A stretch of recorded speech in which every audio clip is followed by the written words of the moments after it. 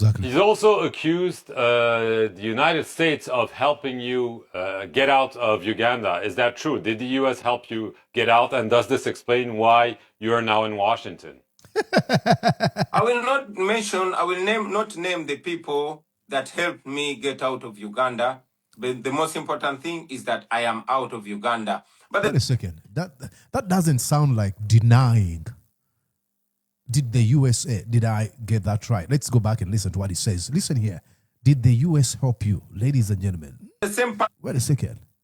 I will not name the Also accused the United States of helping you get out of Uganda. Is that true? Did the U.S. help you get out? And does this explain why you are now in Washington? I will not name the people. Do you feel still under threat, even far away from Uganda? I mean, do you think there are threats on your life, or because you're across the Atlantic, you are protected? As a conclusion, Bobi Wine, do you still want to be president of Uganda, or have those past experiences, especially this last one, indicated you that it's maybe not something you want to pursue? Oh.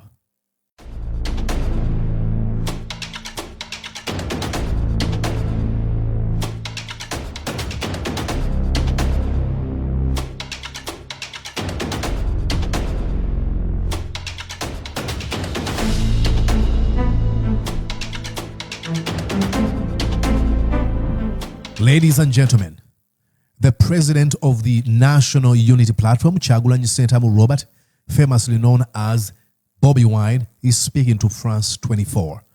Remember, Bobi Wine fled his home shortly after casting his ballot on the 15th January 2026 and ultimately left Uganda just a few days ago after a failed attempt to get him arrested by Muhoozi Kainerugaba and Museveni's foot soldiers.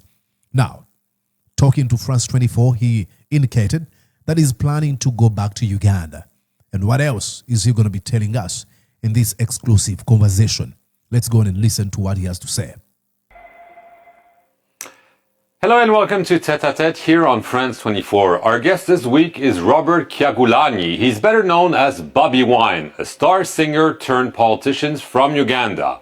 After spending nearly 2 months in hiding after a contested presidential election, which he describes as tainted, in order to allow the re-election of Yoweri Museveni for a 7th term, Bobi Wine has resurfaced a few days ago in Washington, where he joins us from. Thank you very much for being with us. Thank you for having me, Mark, and good morning or good afternoon or good evening. On July 15th, this presidential election took place. After that, you vanished. Can you tell us exactly what happened since? Well, to be exact, I escaped from my home on the 16th of January, just one day after the election, following a raid on my house. I had earlier got information that there was a plan to harm me, and indeed, when the military raided my house on the orders of General Muhoozi Kainerugaba, the son of Museveni and the head of our military, I made my way out of my house, and I was in hiding for almost 2 months, following not private but public orders for my execution. Eventually, I was able to escape my country and resurface in Washington. But in between, my home was raided again and run over. My wife was assaulted, and my family members. My wife ended up in hospital, and the military has been occupying my home since then. But you were able to escape from them for weeks, even nearly 2 months. This shows that maybe you were helped by some official, and maybe some in the regime are not totally in agreement with the order to go after you.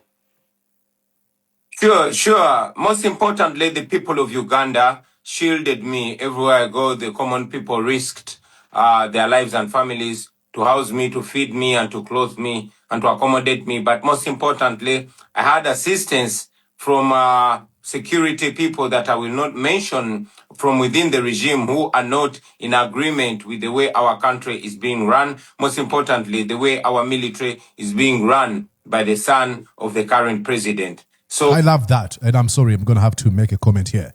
I love the fact that, we happen to know that the folks within the Museveni criminal regime who are not happy with the way things are going, especially in the military, the most sensitive institution in any country. Now, I know for sure you cannot rule people with an iron fist for 40 years and you think that all people are happy. But it gives you a different feeling when you get to know that, hey, there are actually folks who are going to be like, hey, they're coming after you. Please use this route or take this action and stuff like that. That's incredible. I was assisted and I was able to escape the country through one of the big countries that I will not mention.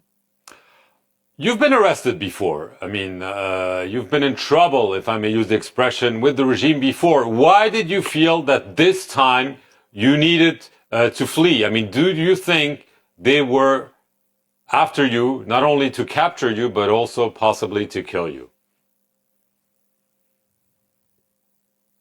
Yes, I've been arrested before, I've been tortured before, but this time it was explicit.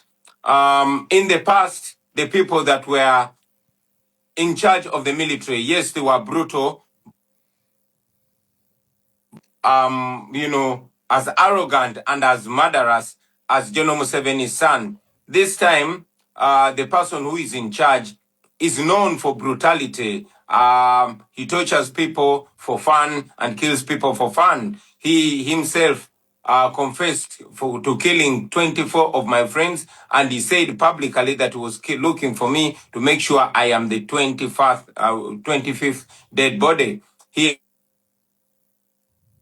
has threatened to kill before and he has done it. He has threatened to capture our people and he has done it. He threatened to raid my house and he did it.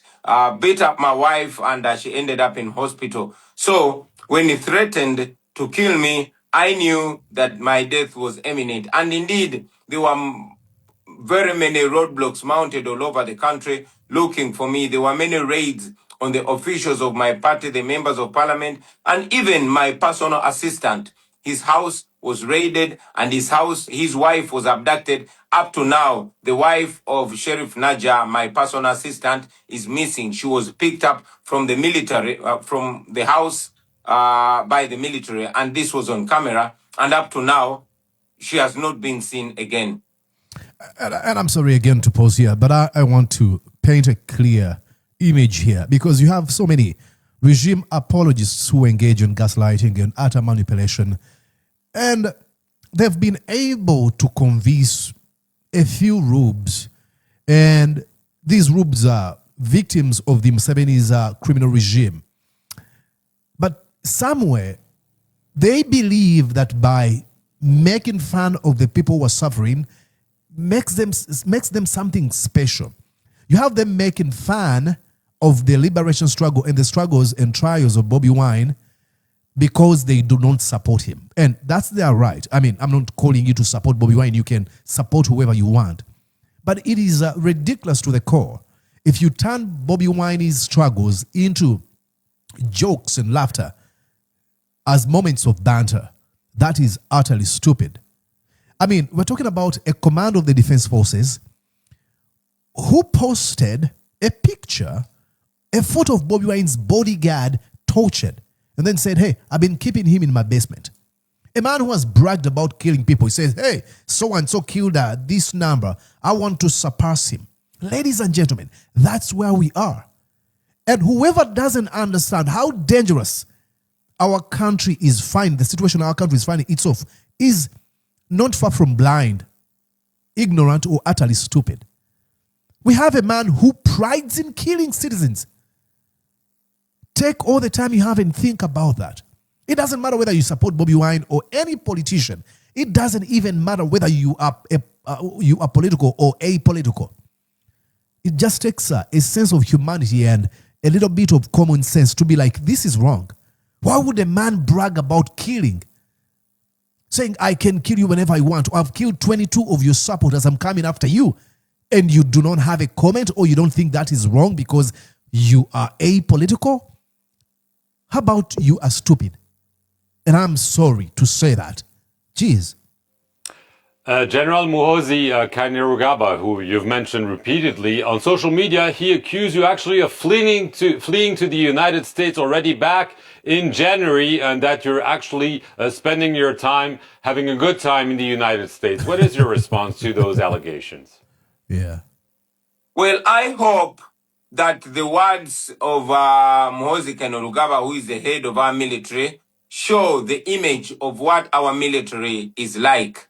First of all, I'm confident to communicate that the military is not as He's got a whopping three hairs. Is there something like 3 hairs?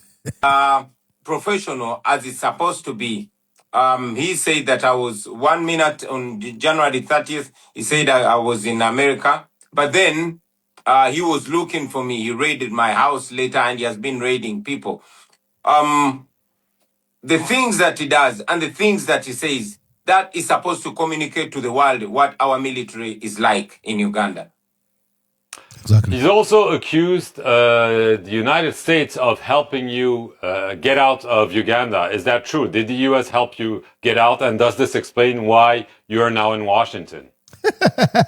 I will not name the people that helped me get out of Uganda. But the most important thing is that I am out of Uganda. But Wait a second. That doesn't sound like denying. Did the USA, did I get that right? Let's go back and listen to what he says. Listen here. Did the US help you, ladies and gentlemen? Wait a second. I will not name the Also accused the United States of helping you get out of Uganda. Is that true? Did the U.S. help you get out? And does this explain why you are now in Washington? I will not name the people that helped me get out of Uganda. But the most important thing is that I am out of Uganda. But the same person has accused many countries. He has threatened to capture Kenya. That doesn't sound like denial to me. Let me know what you think. He has come out, he has threatened to capture Sudan, and he has actually come out to proudly boast for murdering people in South Sudan. So this is a person that will attack anybody at leisure. That's not an admission, and it is not a denial. It is a nebulous response right there. It is political, it is calculated, and I like it.